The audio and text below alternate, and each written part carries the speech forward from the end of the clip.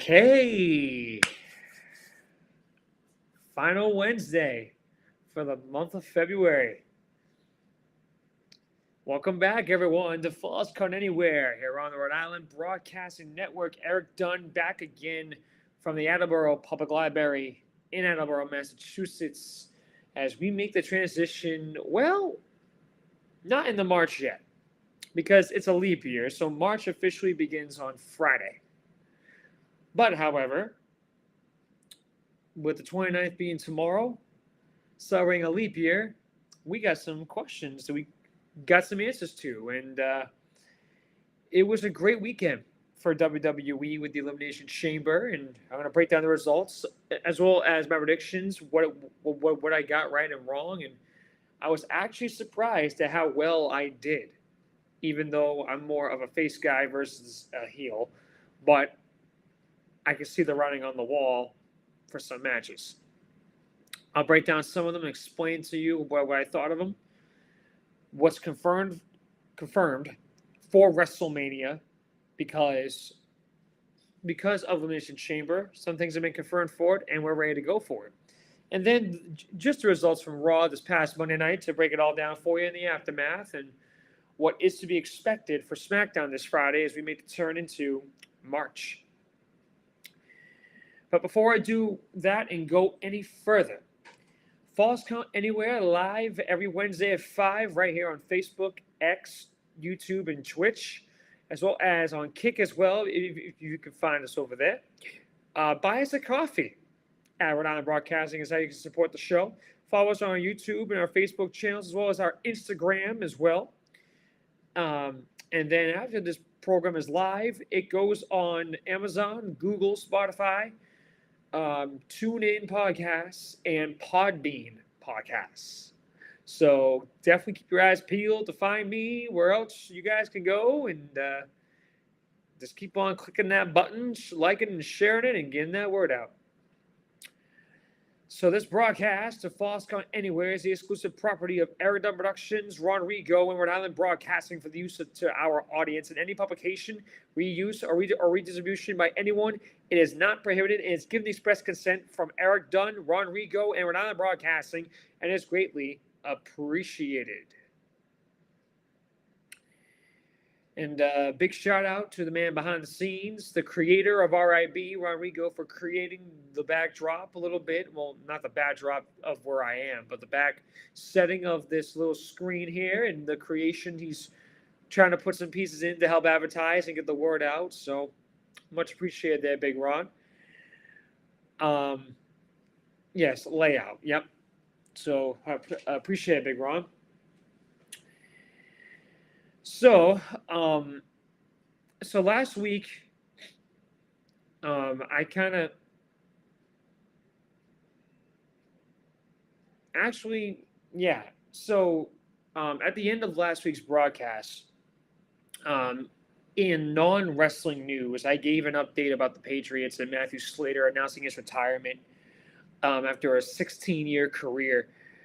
I actually, as of this afternoon, got some really sad news that I have to share out of Red Sox Nation.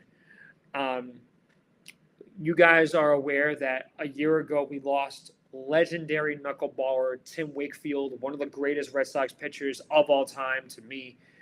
One of the most loved.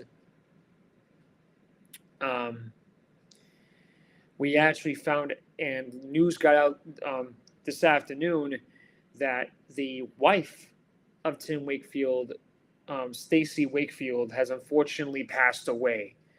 And as someone that is a part of Red Sox Nation, my heart goes out to the entire Wakefield family, to all of the children that are left behind from Tim and his wife. And you know, it's tough when you really think about it, with spring training going on and down in Fort Myers, and just the sadness for Red Sox Nation with everything that's going on, not just with the organization, but with the team as a whole. And I mean, it's pissed off a lot of fans, and it has really just disgusted them. And it's honestly just a damn shame. It really is just a damn shame.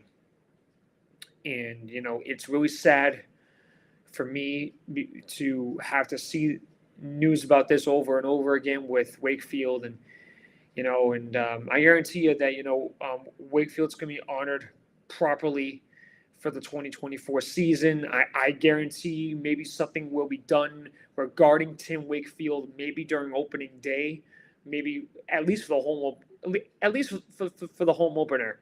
I want to think so.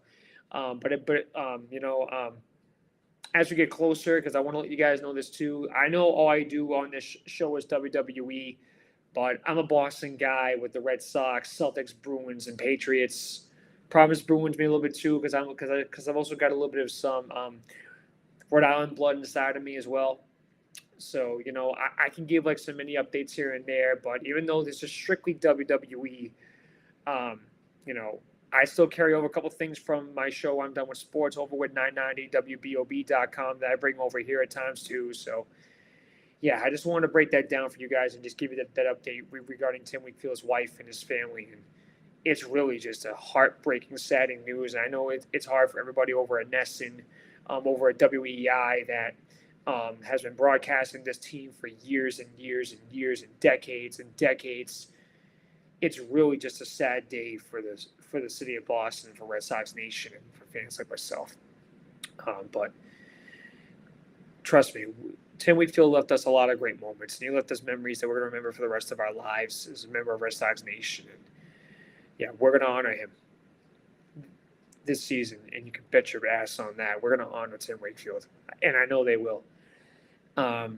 Okay, so I just want to get that out of the way. So now let's get on to Elimination Chamber. With all that being said, and I do want to state this too before I go into the chamber that for WWE they had a great 2023, and yes, Tim Wakefield's death was 5 months ago, so this was during 2023. I said it was a year ago, not really to say it was exactly 1 year ago on February 28th, but it was just during the calendar year 2023. But yeah, like any other updates that I'll have for you guys, I'll be able to get to you. With that being said, however, let's dive into the chamber. Now, if you want to laugh for a second, let's laugh. I'm actually kind of I'm sorry, not jiggling. I'm actually kind of giggling right now because the start time for the chamber was 5 a.m. on the East on a Saturday morning, 5 a.m. Like they couldn't have done an evening premium live event. Oh my God.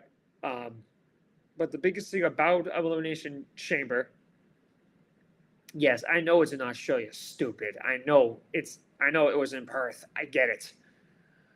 But on the same token, I mean, there was a risk involved with that, right? It was either sleep in past 5 a.m. and hope that you don't get random result notifications on your phone, or wake up at 5 a.m. and watch the whole damn thing and just be tired. If you were, as long as you're not working that day. But unfortunately for me, I also work Saturday mornings, so I got to watch it later during breakfast. I was going to message the results to you. Yeah, right. Yeah, sure. Sure you were.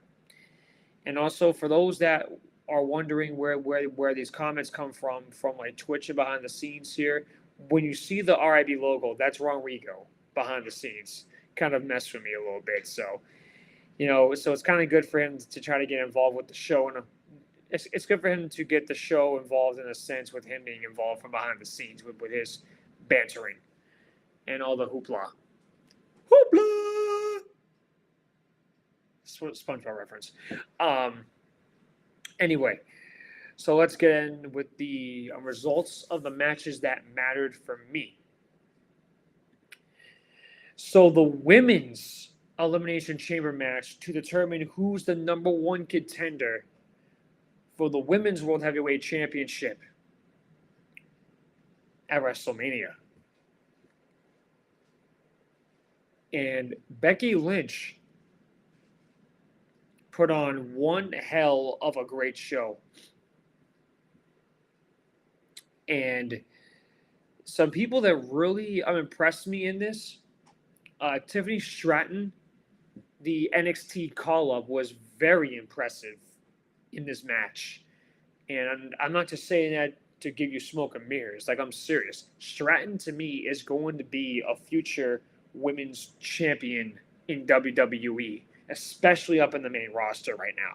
She's got all of the tools needed to be a success. Unfortunately, she's a heel. I don't like. I don't really like the heels. While on the same token, if I have respect for it, then I have respect for it.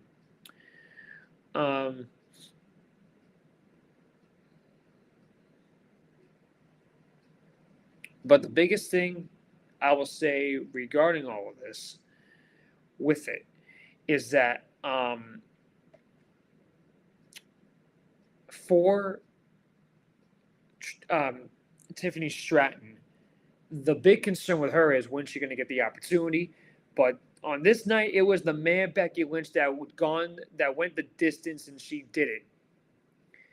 And I predicted her to win. I said either her or Bianca Belair, the EST, and I was so stoked that we did this. And I was excited. I was elated. I was jumping up and down. I was like, I got that one right. That was a bang, bang. I got it right, and I was happy. So that's one. So also, for the women's World Heavyweight Championship, Rhea Ripley retained it against Nia Jax.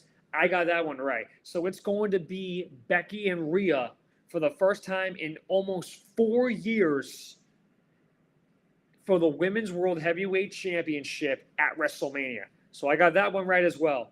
And that's going to be one hell of a match. The Man versus the Eradicator. That's going to be an amazing fight. And speaking of Rhea, just as a side note,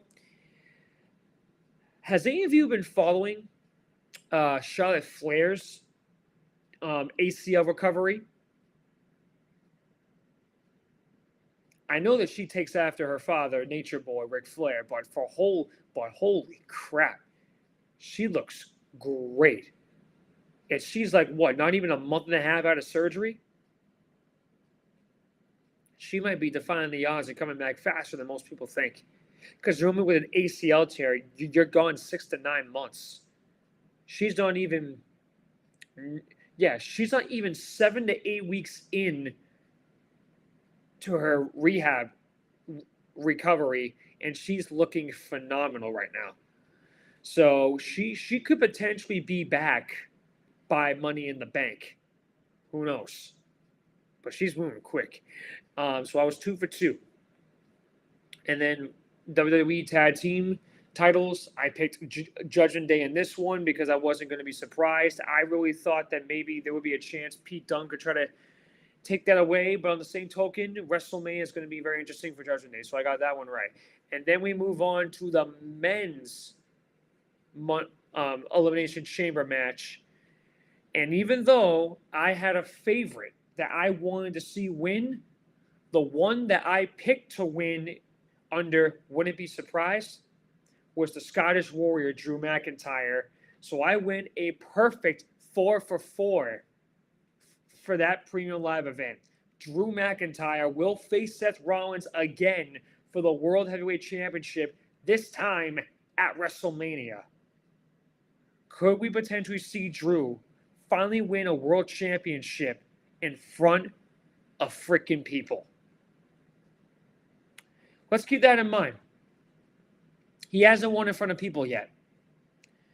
And I know Ron's saying nope, but let's not get ahead of ourselves on that yet either, because let's not forget this too. Seth Rollins is still nursing his back and his knee. So let's keep that in mind, that if Rollins does retain at WrestleMania, that title is going to have to get dropped at some point. He's not going to be able to hold on to that thing forever. He's going to have to drop it. He's going to have surgery. So let's keep that in the back of our minds. And speaking of Seth and Drew, I'll have that when I go over the results from Raw this past Monday night after the break. Finally, Cody Rhodes, the American Nightmare, the 2023 and 24 Royal Rumble winner, and the World Heavyweight Champion Seth Rollins. Actually, I'm going to pause that statement. If Drew wins it, he will lose it fast. Well, here's another scenario. If Seth wins, that'll be fantastic. If Drew takes the title away, could we potentially see a cash-in from Damian Priest? He still has that contract and that briefcase. Could that be his WrestleMania moment? A lot of pieces on that puzzle. He's not going to cash in on Cody and Reigns because that's not going to happen. But he might cash in on Drew. He's done that once already. He's tried doing that on Seth once already before. So we got to keep that in mind. But however, Seth and Cody were on the Grayson Waller effect, and Cody did the unthinkable. He challenged Rock to a one-on-one fight anytime, anywhere, because according to Cody, his schedule until WrestleMania is wide-ass open. And this Friday night on SmackDown, The Rock returns to probably answer that challenge. This is going to be good. But however, biggest thing with Rock, I'm not too sure he's really part of the bloodline, and I know this is just going to be storyline and blah blah blah. But if you saw the hand sign he gave, excuse me, this doesn't mean this. This means I'm acknowledging. This doesn't mean that. Let's just keep our eye on Rock over the next month and see what he's going to do. Because even though he's got the 2003 Hollywood heel vibes going on right now, I still think that with Rocky, something's going to happen with him between now and WrestleMania. Something's going to happen. That if he does fight Cody one-on-one, maybe that's the beginning of what we're all hoping for. Rock is on his side, or they've been working together the whole time. I really do believe that I really do believe that Cody and Rock are going to be working together the entire time with this. So Rock will screw over Reigns at WrestleMania. I mean, we're all hoping that Reigns will finally drop this title and get the hell out of here. Well, I'm one of those. But who knows? We'll see how Rock kind of fits into the picture with this.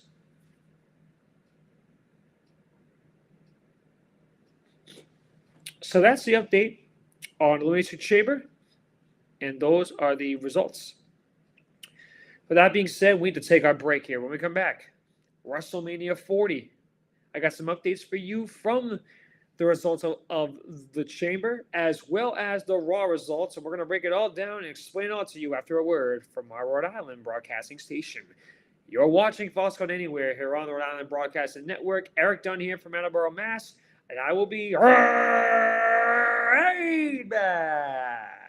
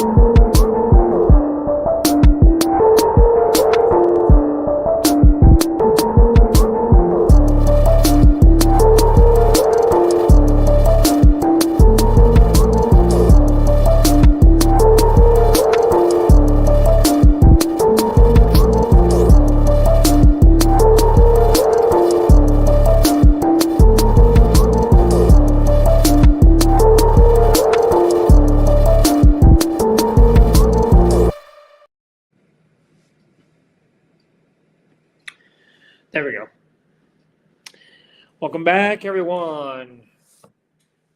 Erik Dunn here. Still kicking?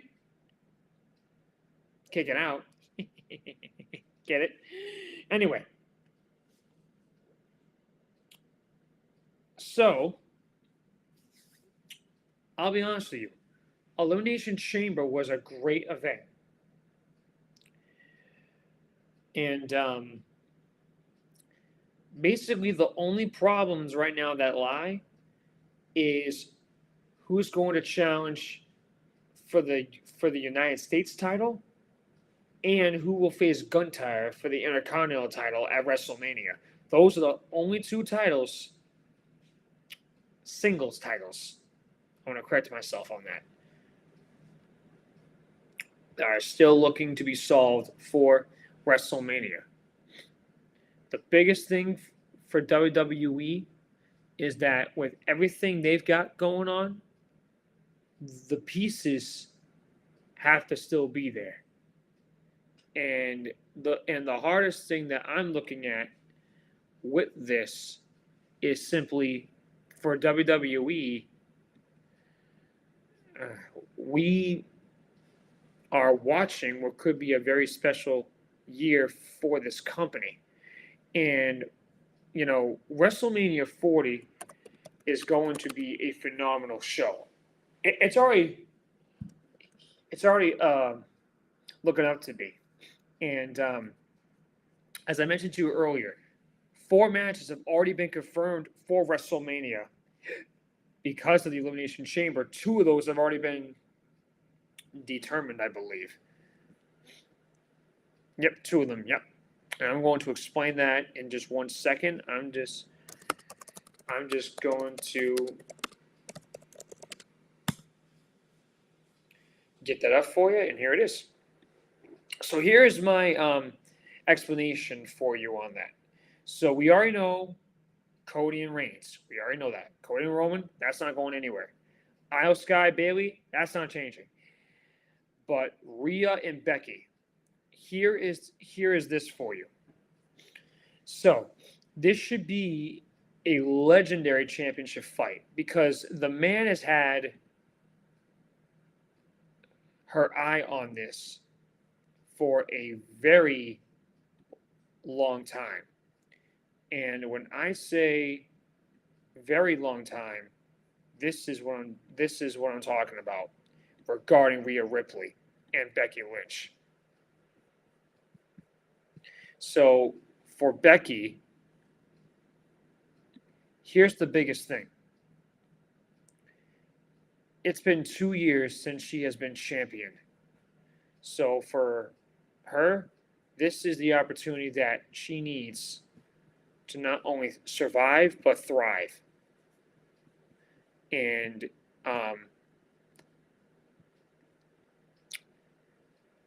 for that, oh yeah. And I just got a comment from the show Sports Unfolded, which is a phenomenal show. # Tim Wakefield.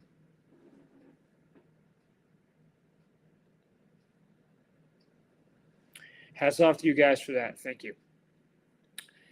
So, this is going to be, in my eyes, a legendary title fight.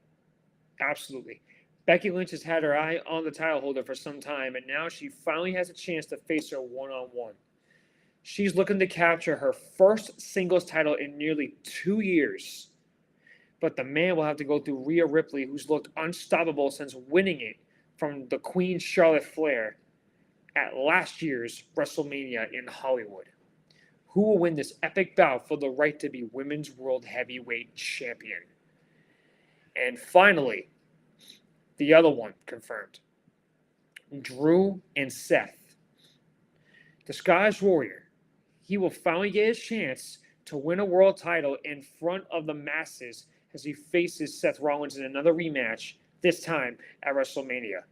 But McIntyre, he's actually been on a personal vendetta ever since Jey Uso was traded to Raw late last year, back in September, becoming a bitter version of the superstar that was once beloved by all of the WWE universe. He placed the Visionary in his path for his quest to win gold in front of the WWE Universe, since his previous two world title wins occurred in empty arenas at the Performance Center due to COVID. But despite McIntyre's mean streak, the Warrior was unable to defeat Rollins twice when he challenged him at Crown Jewel and Day One, partially due to Money in the Bank cash attempts from Senor Damian Priest. Could he finally claim this when he faces off against the Architect at WrestleMania?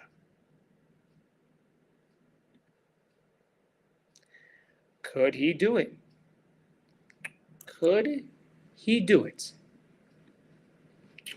That is going to be a big question mark. Okay, now, I want to get to you guys, before we get out of here, the Raw results from Monday Night's Raw. The show started off with Rhea and Becky Lynch, the Women's World Heavyweight Champion and the #1 contender. It was a very good promo from both of them. It was great to see. Sami Zayn got a win on Shinsuke Nakamura, which is awesome. Sami's building some momentum for WrestleMania now.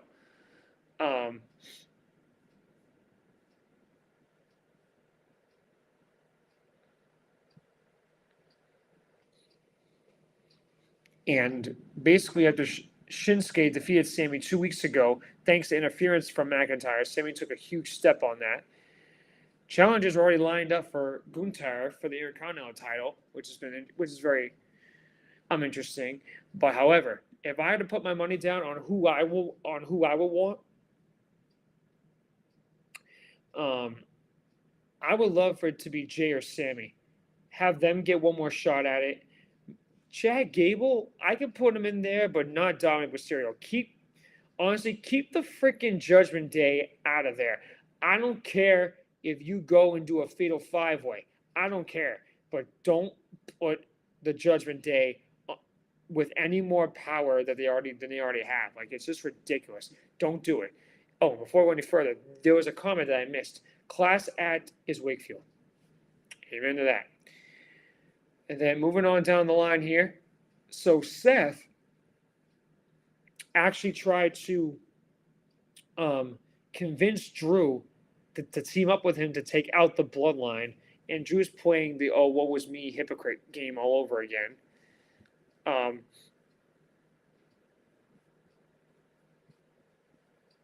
And then Cody in the main event knocked off Grayson Waller, but then Paul Heyman came out and brought some NYPD officers down there with him because he warned Rhodes to not challenge The Rock and keep his name out of his mouth.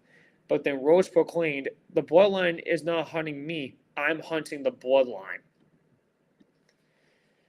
Believe me when I tell you folks right now, this to me is a very interesting opportunity for Cody Rhodes. He's in the ballpark of a huge chance of history. Cody Rhodes is going to make history. Period. Cody Rhodes is going to succeed one way or another.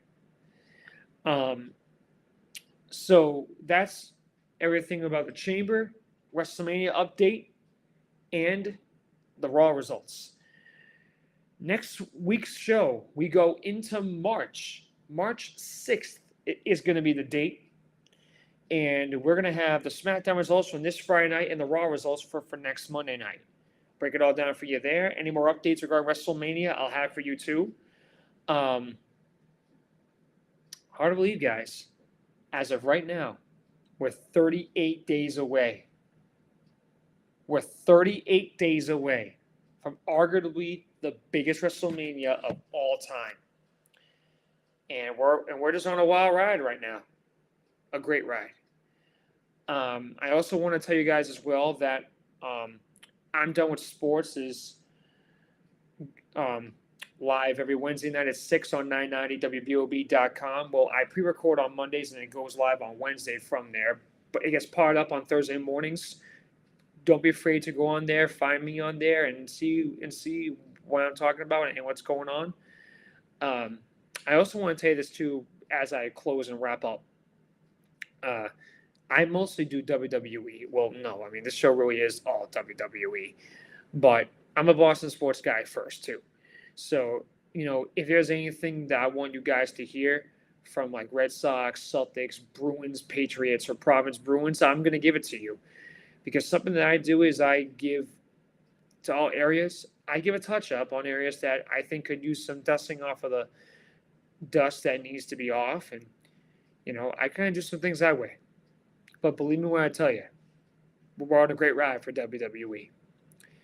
So, on behalf of the man behind the scenes, the creator of this company, Ron Rigo, this is Erik Dunn saying so long and thank you from the Attleboro Public Library in Attleboro, Massachusetts.